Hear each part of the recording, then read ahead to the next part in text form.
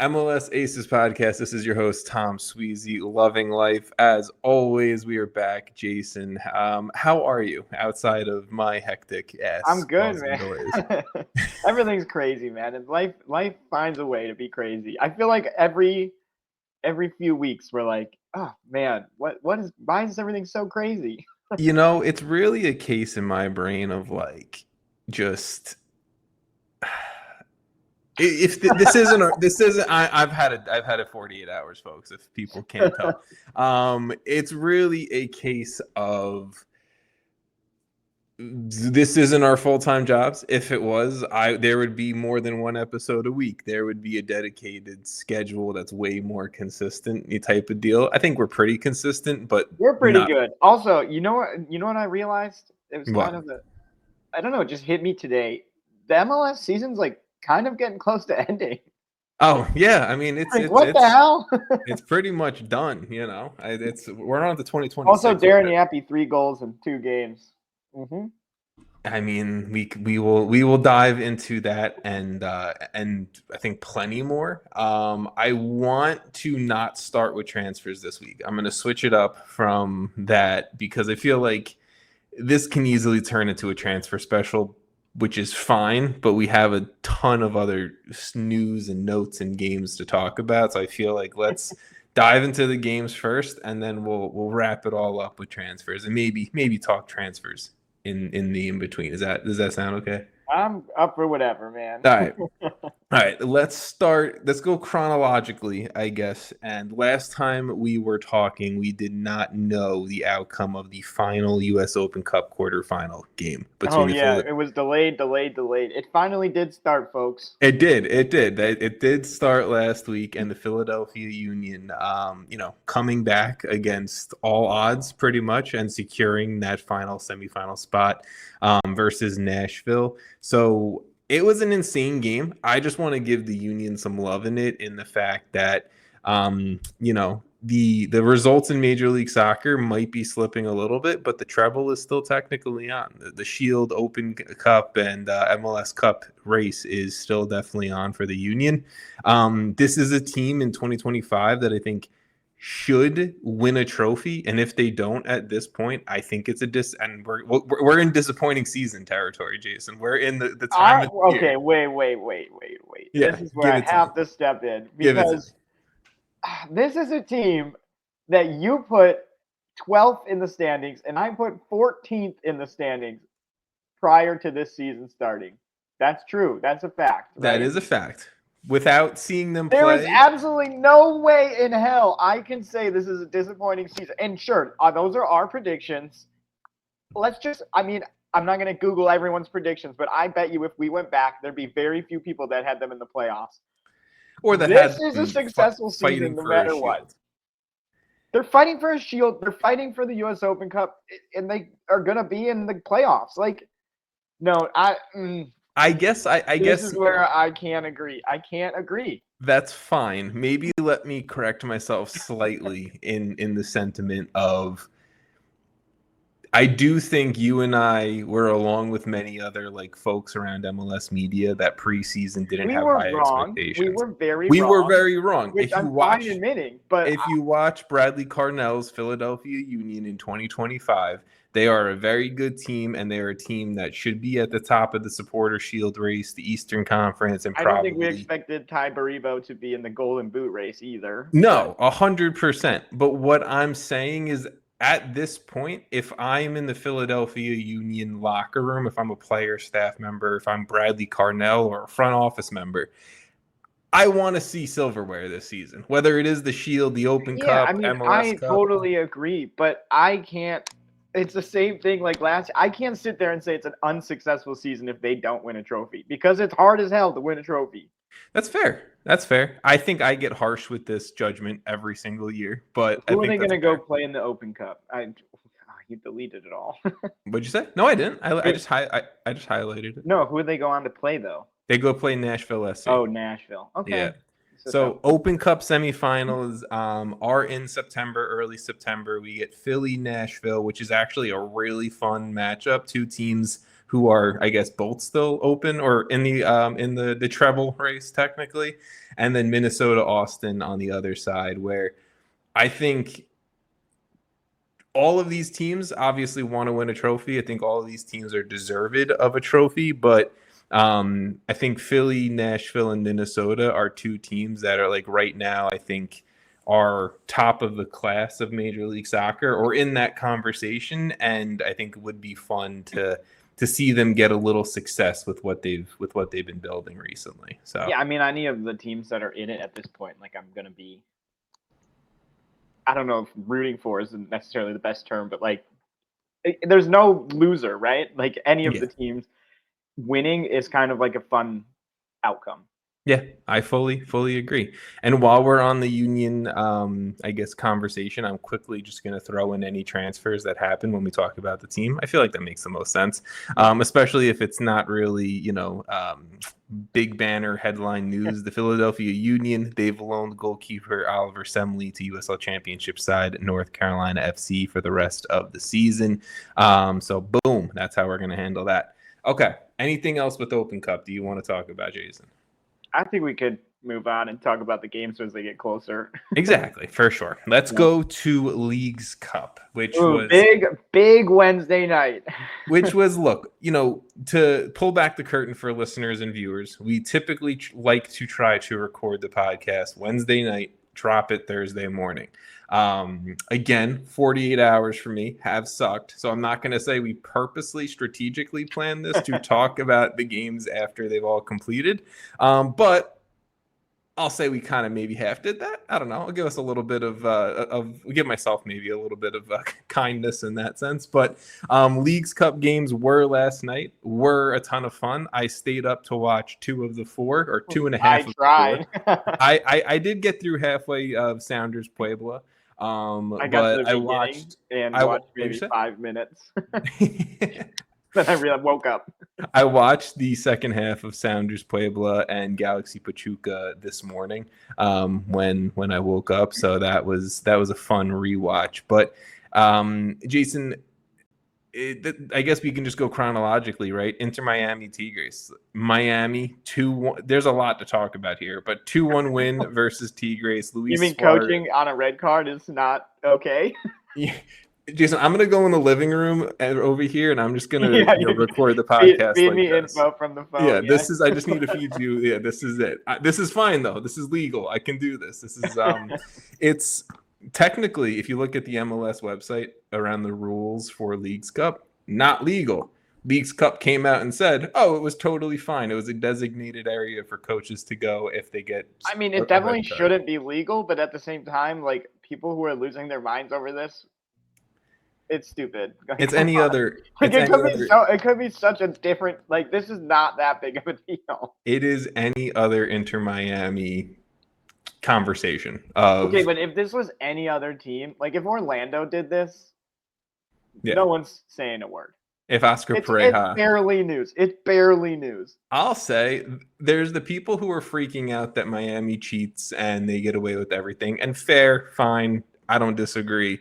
But then there was the people who were having a ton of fun with the memes of Javier Mascherano in the stands talking on the cell phone. Those are the people I appreciate. Those are the people I want to have a beer with because those are the people that just get it. At some point, just have fun, man. We're here to watch the sport and have fun. Like we don't have to complain about everything. We do that enough with the U.S. men's national team. My philosophy on life, and maybe it's not the most optimistic, so people don't know if they should fully listen, is life already has enough of its shitty moments.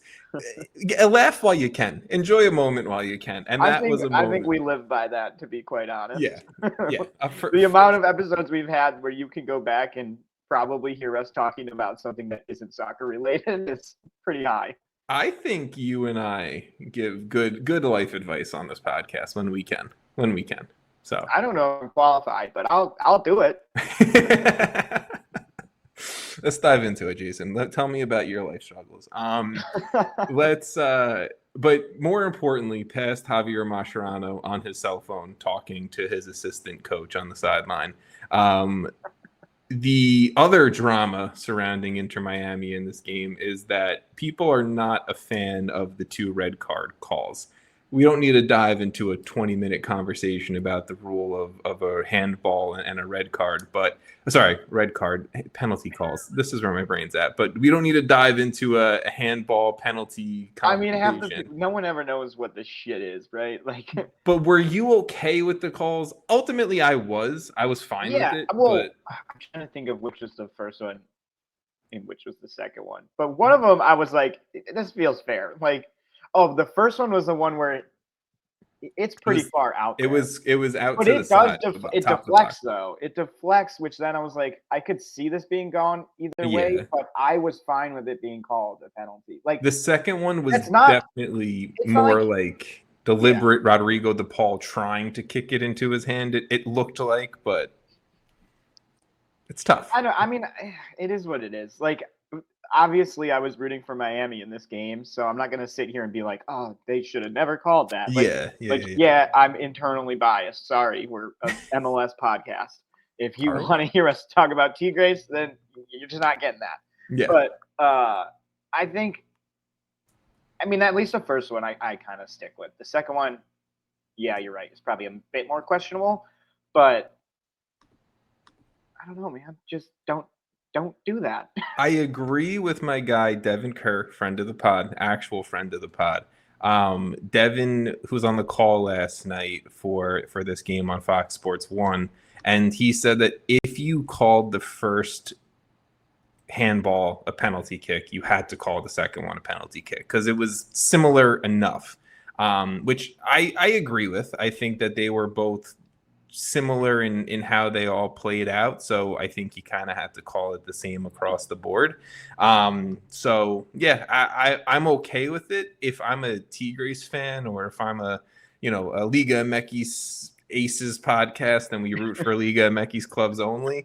I'm not happy with it, and I would come up with the argument on the opposite side. So I get it completely, but ultimately, Miami got the calls. Suarez bangs home 2 penalty kicks past Guzman, and Miami are on to the semifinals of the Leagues Cup, which I'm sure everyone. And that was no Messi, right, in this game. Jordi Alba played only a half. He got injured right before the half. Mascherano technically wasn't on the sideline for a half. So, I mean, this was he was remote. he was fully remote. This was just like work from home, like a lot of people these days. Yeah, exactly. Technology. That's it. So this was a beat up Miami side for the most part that got the job done. So a beat up Miami side might be stronger than more. I mean, like we'll just get to the next games. Like, I don't know. Yeah, I don't know. That's fine.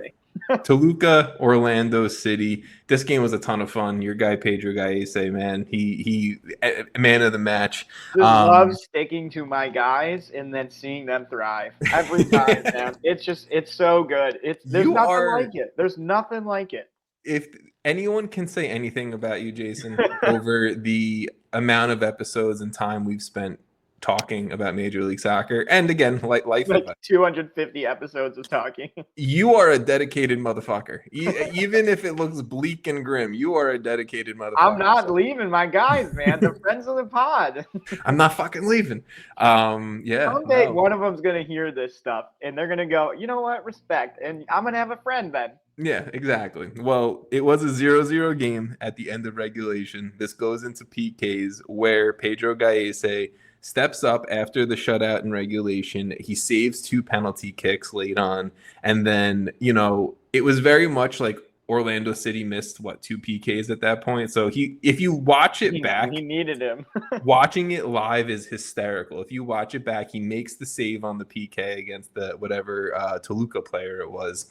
He looks at the line, he puts his hand up like, I got this, and he just steps up and takes the PK. Like it didn't even look like it was planned. He was like, I'm fucking taking this. And I love it. So Pedro Gaese, man of the match, unbelievable performance. Good goalkeeping performances last night.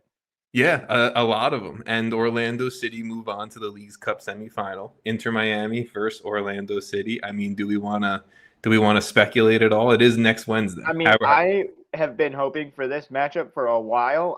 Let's speculate. Let's preview because they literally just played and it was an absolute beatdown. It was a murder. Again, like for the Orlando fans, you can talk your shit because Miami still has not beaten you and Messi has still not played against. I was going to say, well, no, hasn't played against them in Orlando. Is it this game? I'm assuming. Oh, yeah, they haven't beaten them in Orlando. Yeah, I'm assuming this game is in Miami, though. I'm just gonna. I don't know that for sure, but if I had any bet in the world, it would be that this game is in Miami. Well, yeah, it seems like a fair. It is, and I just googled it. The game is in Miami, so okay, well, that's tough. But actually, almost makes me more excited because I think Orlando's coming in with a lot of confidence. And those a good team right now, very good team right now. I mean, are they playing with? Out of every team in MLS, is Orlando the scariest this moment? Like right now, like if you were to power rank, they're top 3. Yeah, top 3. Okay, top 3 easy. I don't know if I put them 1, but that doesn't really fucking matter. If you're top 3, you're top 3, and that's a scary team to play. I don't want to play Orlando City. I mean, Martin Ojeda, Pasalic, Muriel, like Atuesta, these guys are just on a different level at the moment. Like Luis Muriel, I'm terrified of. Like this guy might just go out there and drop 4 goals. And I will say, shout out to Toluca. They did a very good job at neutralizing Luis Muriel last night. But, can't get past Pedro Gaese. Yeah, but I mean, well, that's the thing. It's also a good back line. Can I also say this? Tyrese Spicer. I kind of quickly mentioned him in like some of our summer transfer stuff, like nothing really crazy. He has played very well out on the left wing since coming over from Toronto FC. So just shout out. Oscar Perea knows what he's doing, man. I can't believe they were like, he might be gone. El Profe. I mean, he is the professor, man. I absolutely love Oscar Perea. Yeah, I mean, Orlando City, I agree with you. Whether you want to argue where they fall in that top 3, they are easily top 3 right now of teams I do not want to play. And yeah, I think there's currently like in MLS standings tied with Nashville now on points for 3rd. So with a crazy goal differential. I've seen the conversation get thrown around. It was a lot on, Apple TV and stuff like that of kind of just like, is this the best Orlando City team we've ever seen? And if anyone really argues no, that like a Nani team was better or something like that, I'm calling bullshit because this is they're playing at a whole different level. And I have nothing really else to add. Orlando City, top of the league I say this every week. But the top 7 in the East is genuinely just blows my mind. It's it. I mean, it actually is crazy. And I'm going to say that again next week. Well, I was thinking of if I actually want to say something, but I don't. It's fine. No, say it. No, it's fine. It's fine. I agree, and I think to your point, we will probably be saying it every single week until decision day, and then obviously. Well, what's going to be really curious is how these teams perform. What?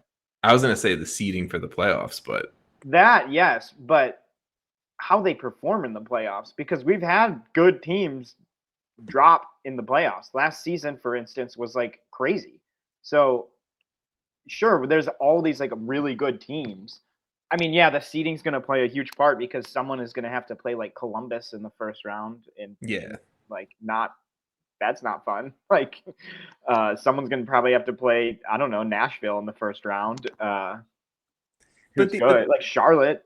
You're stuck with Charlotte. Like that's what you get for finishing second, potentially. My thought around the entire playoffs is more like, I don't know if I'm going to have really that much interest in watching the Western Conference playoffs because the Eastern Conference playoffs are just going to be the absolute best shit to watch. It also is like the Western Conference.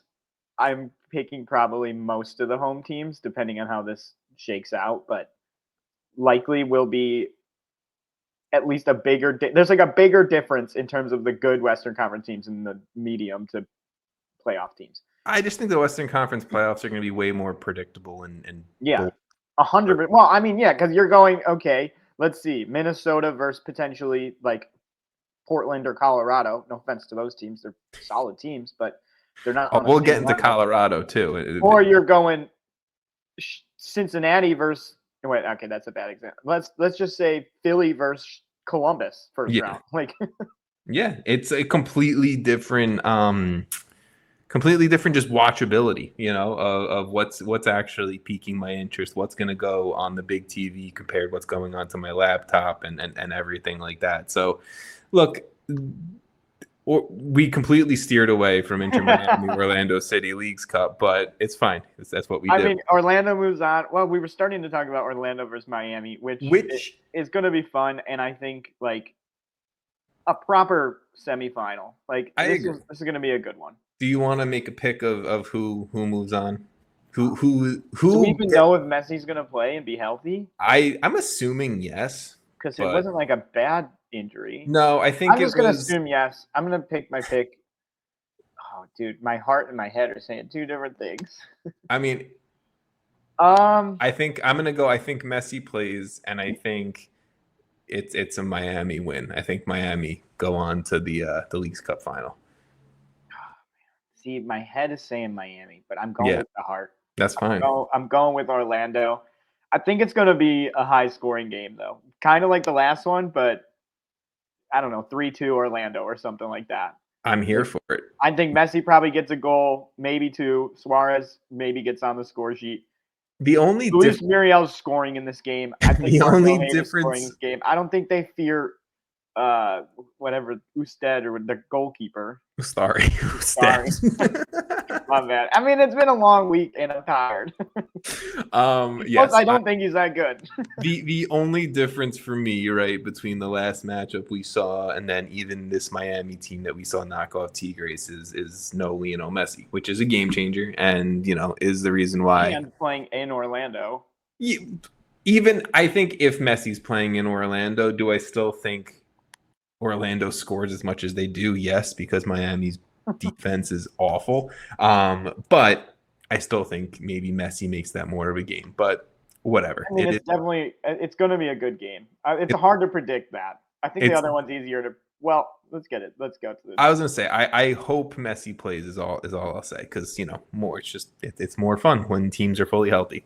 But the other side of the Leagues Cup bracket, Sounders versus Puebla. Sounders, they go down a man. Danny Musovski late. Gets in. It was like 67th. Did you see Musovski get in the ref's face? And I like Musovski, but man, cool it, dude. Like that was too much. We need you in these games. I did not come up with this, so I will not take credit. But the moose came loose in this game, and even through all of that, the Sounders were able to hang on for the remaining 15 or so minutes, whatever it was, go straight into PK shootout.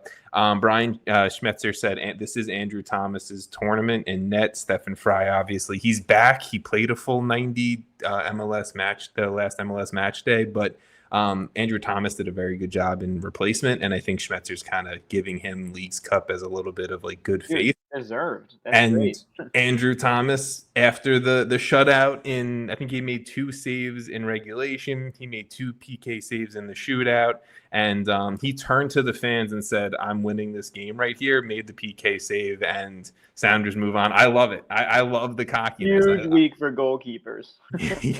Huge goalkeeper pod. But yeah, Sounders move on versus Puebla. Anything you want to say about that game before? Not like I don't really have much more to add besides the 0-0 draw.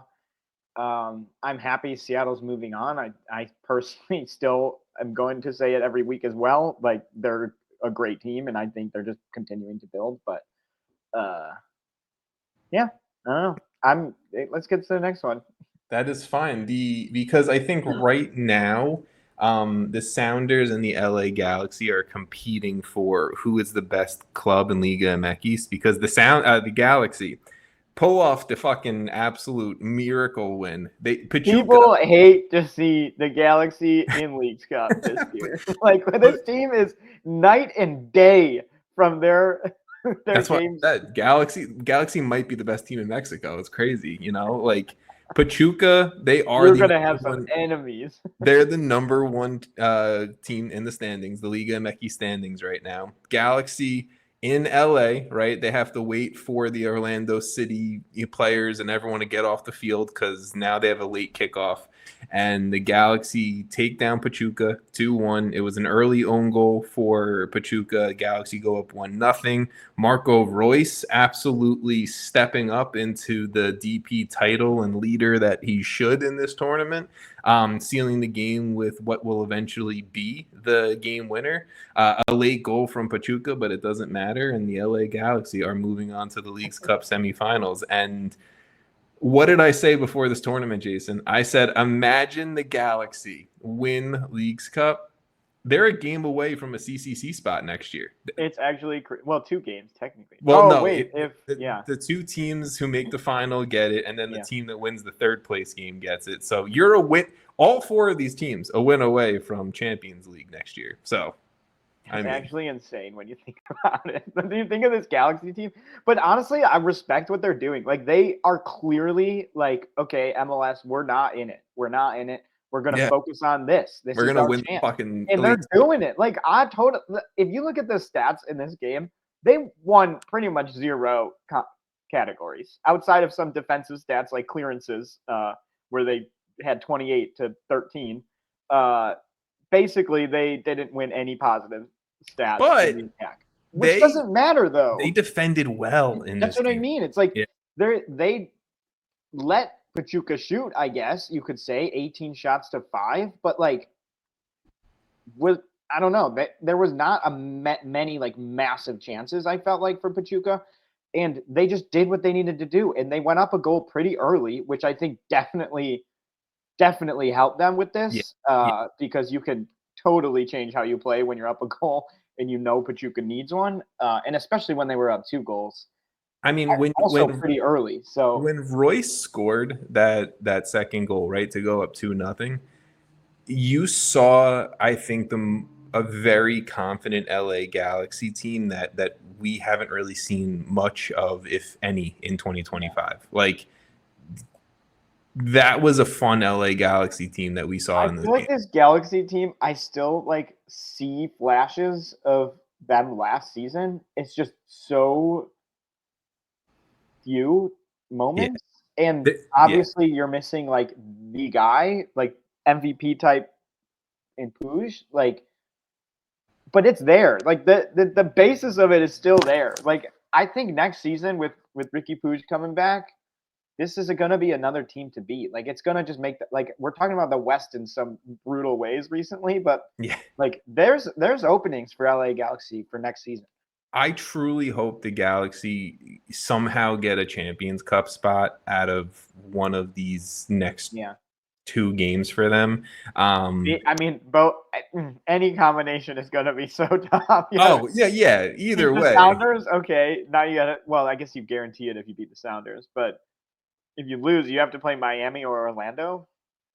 Although I could see Miami not really giving much if they lose to Orlando. No, Miami want to play Champions League.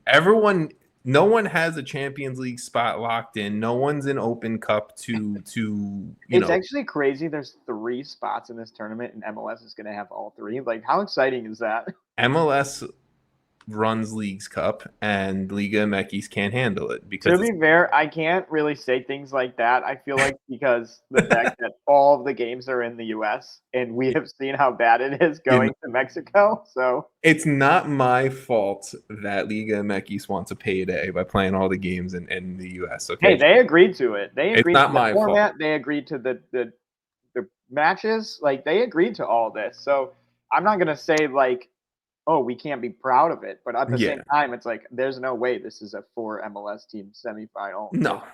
If any of these games are in Mexico. Do I feel bad for the players? Yes. But Other than that, I mean, I'm pretty happy that no one got food poisoning right before the game. that's cool. That's fun. Positive. That's a positive. Yeah. Isn't that interesting? A bunch of Liga MX teams came into the U.S. and didn't get food poisoning right before the game. Huh. Crazy. So it is possible. It is some crazy stuff. Do you want to make a pick here? Seattle versus I am rolling with Seattle. I Yeah. actually should look again. Did I pick Seattle for Leagues Cup? What did I pick them for? I think I picked them for You picked them for something, but I will say you mentioned MLS Orlando. Cup. You mentioned Orlando as a top 3 team that you don't want to play right now. The Seattle Sounders are a top 3 team. I don't want to. Oh yeah, I mean, I've been on the Sounders I feel like both of us have been on the Sounders for a bit now. Like, we know this team. We know Brian Schmetzer. We've seen the talent. They're kind of rolling, and I think they lost last weekend actually, but They did. They lost 1-0 to Minnesota. Yeah, Minnesota. And that was a game we highlighted because Minnesota's a great club. So yeah, but and they played midweek, so yeah, they had to play midweek. I think they realize they're playing a Liga MX team midweek, maybe a little rotation. I don't really remember the lineup. I don't know if we're going to dive too much into it because of all the transfers and stuff, but it's fine. The Sounders are playing well. I don't even think they played poorly against Minnesota watching that game. And yeah, ultimately it's a long MLS season. So what do we think? Seattle or LA? Oh, Seattle. I picked the Sounders to win Leagues Cup. I also will be picking this. Yeah. So, yeah, you did. I picked them to win MLS Cup. So but, yeah, I'm gonna roll with the Sounders because I think we get a Miami Seattle Leagues Cup final, and that sounds like a very fun Leagues Cup final to watch. I feel like the only Leagues Cup final, the team that I don't want to see is the Galaxy. And before everyone yells at me, it's for obvious reasons. Like, come on, don't even try and tell me I'm wrong here. Yeah. But Orlando versus Sounders or Miami versus Sounders are definitely the 2 better situations. All right, to run through some of the transfers from these Leagues Cup teams. Inter Miami, they sold the midfielder Federico Redondo to La Liga side Lecce for $2.5 million plus a 50% sell-on percentage. So if you want to comment on that, go for it. But that is pretty much it in terms of the Leagues Cup teams left, and then he one move left in there. I just wanted to throw it in because I forgot to mention it. I mean, it's good money. So I don't know if you remember. 50% sell on is crazy. Do you remember how much Inter Miami spent on Federico Redondo? Because I do. And no, I don't remember anything in my life. You think I remember the Inter Miami's budget? They spent $8 million on Federico Redondo. Holy shit. He is possibly one of the biggest fails that this club has made. Okay, never mind. It is not good money. No. Unless Redondo tears it up at a Lecce. I thought $2.5 million. I was like, decent. Yeah. If they bought him for $1 million, sold him for $2.5 million, some shit like that. No. Unless they can sell him for $20 million from Lecce to Barcelona, and Miami gets $10 million from the deal. I mean, that's still definitely a possibility. No. Not for that much, but I could see him getting sold if he starts to improve in La Liga and they get another $3-4 million from it. Well, if Homeboy plays like he played for Miami in La Liga, I don't think he's getting sold. He's not. Oh, I mean, he's probably not lasting long anywhere at that point. But yeah, that's bad. Let's dive into probably the biggest transfer of the window. No, that's Heung-min-son. Second biggest transfer of the window, Paxten Aaronson. Oh, okay. Yeah, here we are. This is one I feel like we're gonna talk a little bit about. Colorado Rapids, they have found their Georgi Mihailovic replacement and signed USMNT midfielder Paxten Aaronson from Bundesliga side Eintracht Frankfurt for $7 million plus 1.5 in potential add-ons to the deal. Paxten Aaronson, finalist for Young Player of the Year in the Eredivisie last year. 21 years old, comes back to Major League Soccer. This time in what I envision the Diego Luna-esque role of, this is your team. You are the leader. You are the star. You're the creative piece. Go finish. Go create assists. Go run this team the same way that the Rapids gave that to Georgie as well. But how do you feel about it? A DP spot as well, I'll also throw in there. How do you feel about Paxten Aaronson being the new face of the Colorado Rapids? So it's funny because like online, if you just start scrolling a bit about this transfer, you get a lot of interesting opinions. People also, the Rapids Twitter admin, just props to you, honestly. I don't know if you're gonna hear this or ever listen to us, but hell yeah, that was great. I loved that. Like best meme of the window of any window. Of the best meme of the window, not the signing of the window, but the meme of the window. Okay. They definitely got meme of the window. I mean, they killed it. I was very proud of them. Also, I might just be a Colorado Rapids fan these days. Like, this is so much fun. I love it. I love it. Please. I know we sort of shit talked them 2 weeks ago. Yeah, I thought the season was over after the Georgie transfer. But little did we know they were cooking behind closed doors, because this is a great move. And I get the people who are, I don't get the people who are like, oh, why is he coming back to MLS? Like, just shut up. Come on, please. Like, I personally think for Paxten, this is probably a move to play into World Cup consideration. Yeah. As he's going to get 90 minutes guaranteed if he's healthy every single week. Yeah. Obviously, Pochettino has said, if you're playing, and we've said this many times, but he said, if you're playing and you're doing well, it doesn't matter where you really are necessarily. Obviously, if everyone's playing well, it changes things, but that's never the case. Anyways, I like this move, and I like what Colorado's doing, because I think this makes them it kind of is pick up where they left off. They've now won 2 games since they lost Georgie. Because of who? Because of my guy, Darren Yappy. I mean, 3-1 win versus Atlanta, and then before that, it was as I scroll, 2-1 over Minnesota. Okay, Atlanta's definitely not your hang your hat on kind of team at the moment, but it's not a bad win. No. 3-1 win, dominant win. Darren Yappy scoring again, which obviously, shout out Darren Yappy. This guy, it's time. It's time for people to take notice, okay? I'm letting you have your space to celebrate this, okay? I mean, I'm feeling great. I think this Colorado team's going to be maybe not much improved, but decent. They're sitting in 7th right now. Portland's 1 point ahead of them. I mean, they have more games played kind of than most of the teams in the West, but I'm okay with it. I think they're getting a playoff spot. That's fine. I think you and I misjudged the Colorado Rapids quickly. We were premature because we didn't have all the facts, okay? And now that we do, Colorado cooked. I will just say this about the Paxten Aaronson thing. I think it is a great opportunity for Paxten Aaronson to play his way onto the USMNT roster next summer, but at the same exact time, possibly play his way off of it. He controls his own destiny, and that's up to him, and I love that. I mean, is he currently on it? No. I would say no. So he's not playing his way off of it. He can only, he can hurt his... No, he can hurt his USMNT stock for sure. Definitely, but the bet is on himself. Like, it seems to me like this was obvious. He's betting on himself. I like that wording. He's betting on himself, and with that, right, you can fail, but you can also go unbelievably. But it makes me even more confident about this move, because it definitely screams that he's confident. He wants to show out. I think he's going to be all in. From the first day he might already be. He probably already is there. He is. Yeah. But according to Tom Boger, he is. Yes. From the very first moment, he's going all in, and he's, like you said, they're kind of handing him the keys to a team that is pretty talented. Like, there is talent on this team. There's a reason they're in a playoff spot, even with varied results throughout the season. I don't know. And again, the West is still pretty much wide open, in my opinion. Like, could they finish 5th? Maybe. I don't know. 4th?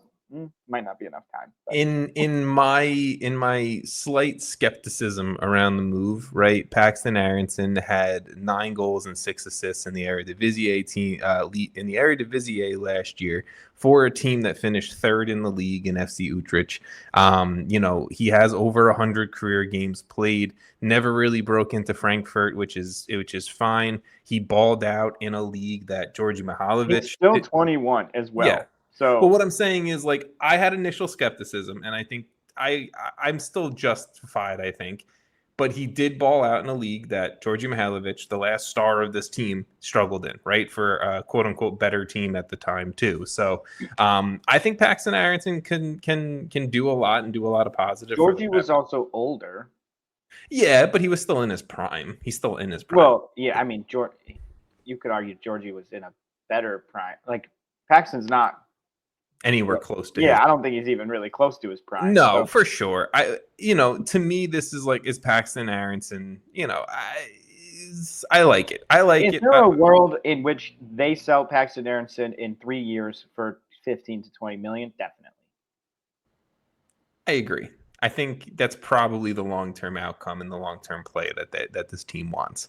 If they win a trophy in the next 3 years with Paxten Aaronson and then sell him for 25 million, that's not that crazy. First of all, that's not that crazy. I agree. I mean, they've got Darren Yappy breaking out. So.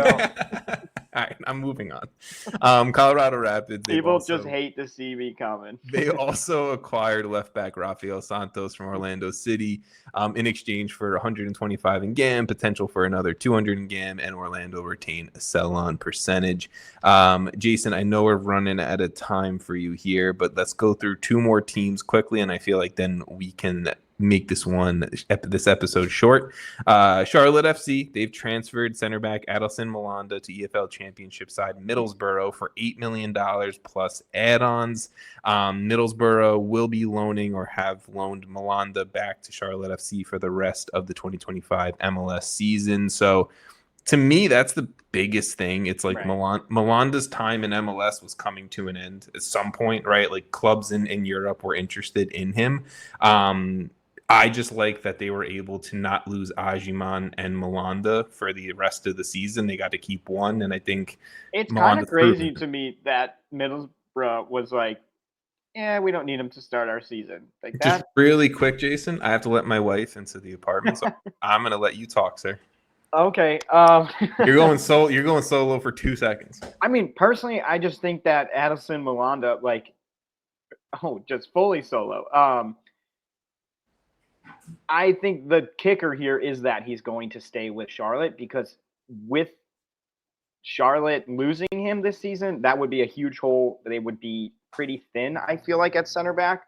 So this is like a massive return for them. I find it surprising that Middlesbrough let them keep him, I guess, for another 3, 4, 5 months. But overall, to me, getting him back is huge, because I don't know if you heard what I said, Tom, but I think filling that, losing him in their back line would be a big deal, especially as they compete right now. No, I agree. I mean, look, this team has Tim Ream, has Malanda, has Andrew Privet. Do I think that they have? They'd be one injury away from a really thin back line. And as we said, the Eastern Conference playoffs are going to be insane this year, and they need that, right? They need everything they can get. So I mean, does it surprise you at all that Middlesbrough's literally starting their season last 2 weeks ago? Okay. I think it's fine. Ultimately, we've seen this before. I'm sure Charlotte was like, yeah, we're not going to accept this deal unless you say we can have him for the rest of the season, which I feel like you kind of have to be fair to the player and the club. That's the whole discussion of when's your season starting. Exactly. Also, as part of this window, Charlotte has waived goalkeeper George Marks and ended the loan for left back Solomon Doumbia. So I guess kind of opening up a little bit more space there for them. And Jason, I feel like the last team I want to quickly touch on, Portland Timbers, because they've been cooking. We talked last week about a new DP winger, and then this week bringing in Felipe Carballo, who we know from the New York Red Bulls of the last season and a half, and then also bringing in Matias Rojas from River Plate. And, if you guys have been watching Major League Soccer the last, year and a half, Matias Rojas, former Inter Miami star, coming back to Major League Soccer and now kind of slotting into this Portland Timbers team. And the theme of this episode will stay the same. Western Conference is wide open, and I think the Portland Timbers have kind of put themselves in a position that even through the Santiago Moreno transfer out this window, they put themselves in a position to, I think, cause a little chaos in the Western Conference. Yeah, I think like when I look at some of how these teams operate, it's so clear the ones that like actually have visions. Like Yeah. they lose a player and immediately get to work. Maybe already had been at work fixing it. I was going to right? say, I'm sure the work is already in Right. place. Like, but I mean, I don't know if they expected him to just crash out, yeah, disappear right away. Maybe they thought they had him for a bit longer. But like, I just respect the fact that they replaced it. They saw the season they were having. Another team that I think had low expectations coming into the season. They saw where they're at, and they said, "How do we continue this?" You know, Yeah. like in teams that do that are just. I mean, think of the teams. I mean, it's something that I was looking at when we started the or like before we started. It's like a lot of the teams we end up talking about in transfer windows are the same group of teams. Like we mentioned, most teams and pretty much every team makes a transfer, but like how often are we? I don't know. I don't want to just like pick a random team here, but like how often are we talking? DC United. Yeah, like how often are we talking about DC making a move or losing a player and immediately going in to replace it? We're really not. It's like people rag on like the teams that are pretty good, and like even like Atlanta's one of these teams that does this, and obviously they're having a poor season, but like they are a team that gets ahead of it. Cincinnati's been doing it. It's not even necessarily to me the fact of like where you fall in the standings, right? It helps. Like that is a help of you and I talking about it and making it a priority to talk about on this podcast. But it's teams that show effort and planning and that they want to operate like a real soccer team that I think really kind of dictates of like who we regularly speak Well, of. and you can tell they're like going for something. Like we talk about Montreal when they transfer players, and typically it's not the most flattering conversation of Montreal because it doesn't reflect a team that usually their transfers don't reflect a team that has a strong vision or actually wants to win trophies. Like it's selling players. I forget who we were just talking about for Montreal, but just like selling players when you don't have someone coming in to replace them or are kind of just doing it for the money, it feels like. And I know I'm literally just went so off topic talking about Portland, but again, when don't we do that? I mean, but I'm it's sort of in respect to Portland is the fact that like I think they're going to continue having a good season, and it's because of their ability to kind of like move on the fly and actually operate like a club that wants to do something. It wouldn't surprise me if Portland gets up into a home playoff spot personally, A home playoff spot? Yeah, like a top 4 spot in the West, because I don't know. I really like the way this team has played in 2025. I like the core of this team. I think David DaCosta is only getting more and more comfortable every single week. And, you know, Carballo and Matias Rojas, like these are two guys who know Major League Soccer. It's not like the learning curve is going to be, you know, a steep one for them. They've been recently successful in this league. It's another thing. It's like they're not signing like stretch players. They're signing players they know what they can get out of.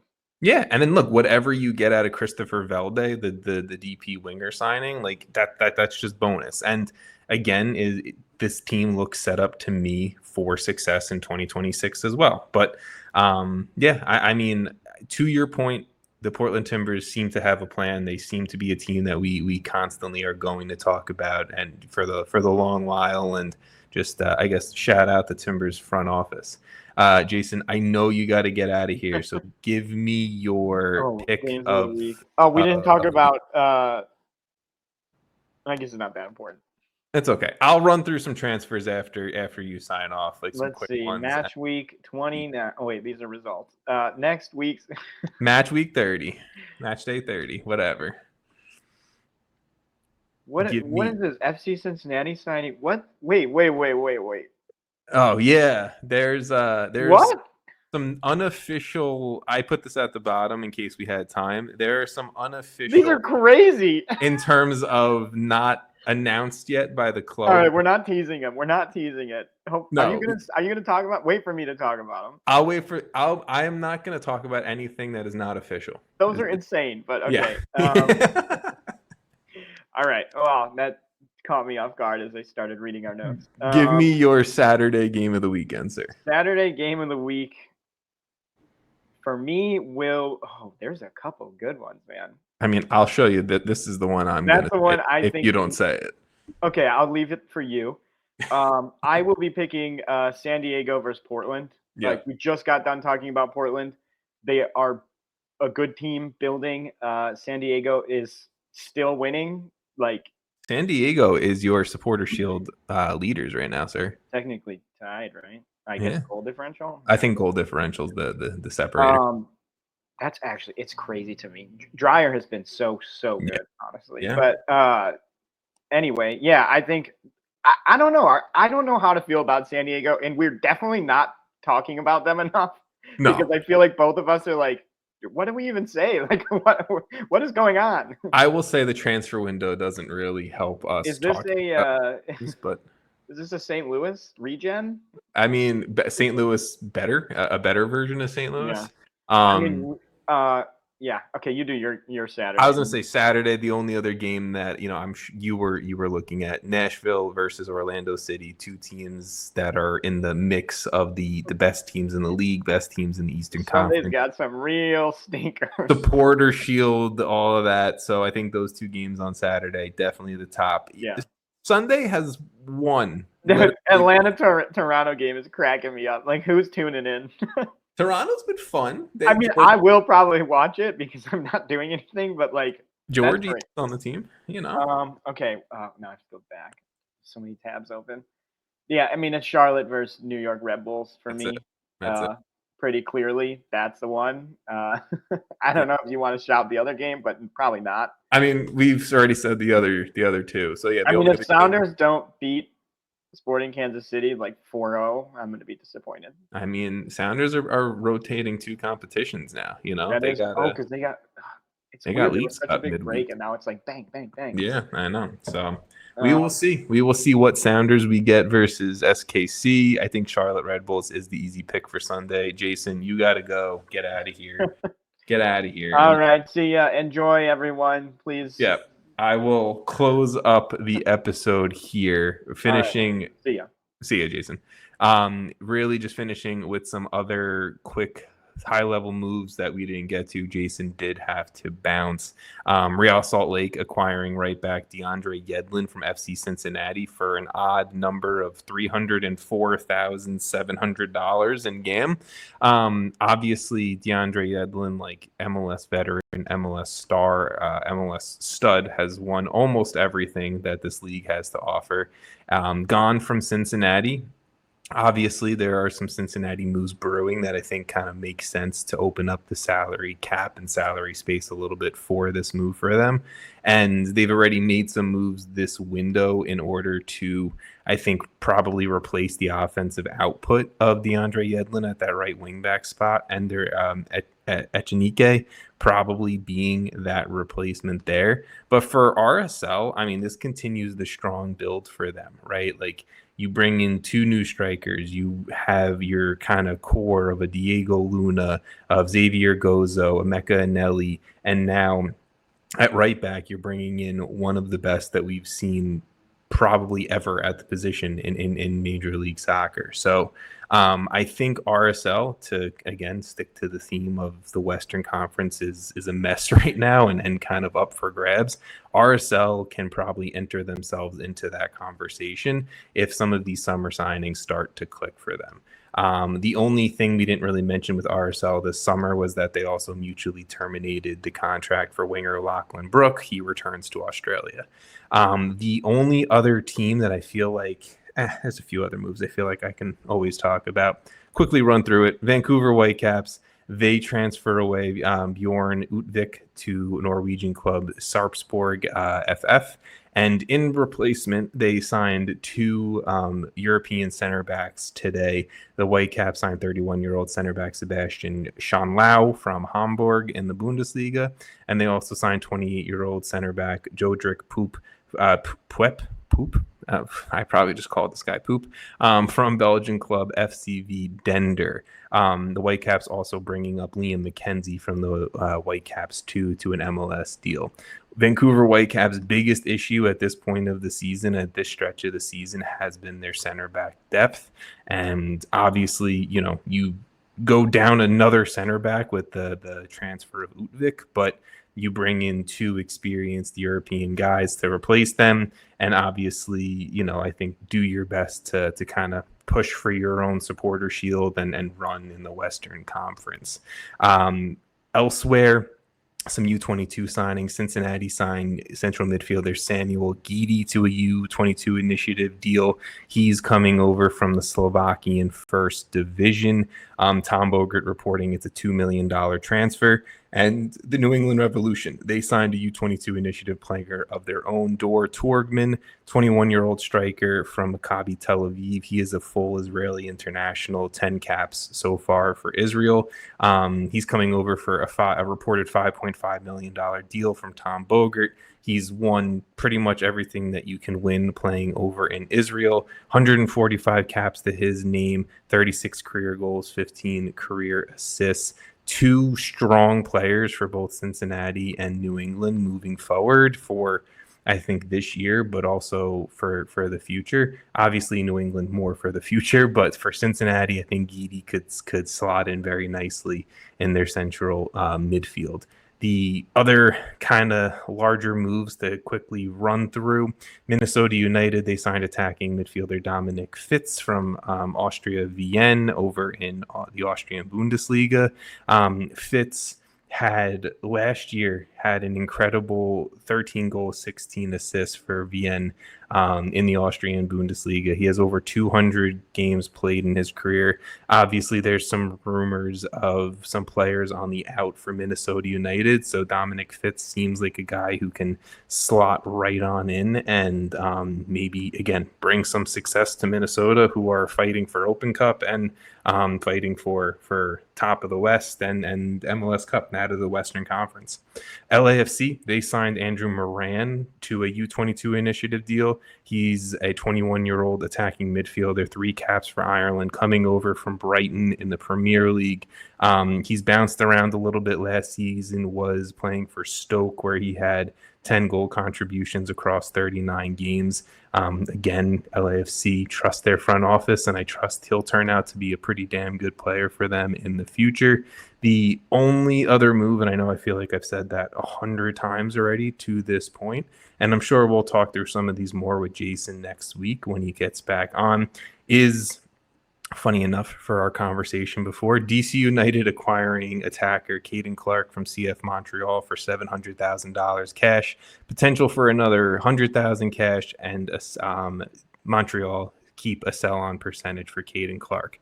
So to Jason's point before, Montreal, they will do anything to develop a young player and make some money off that player, and I think potentially getting $800,000 for Caden Clark at this point in his career is unbelievable business for CF Montreal. So shout out to them.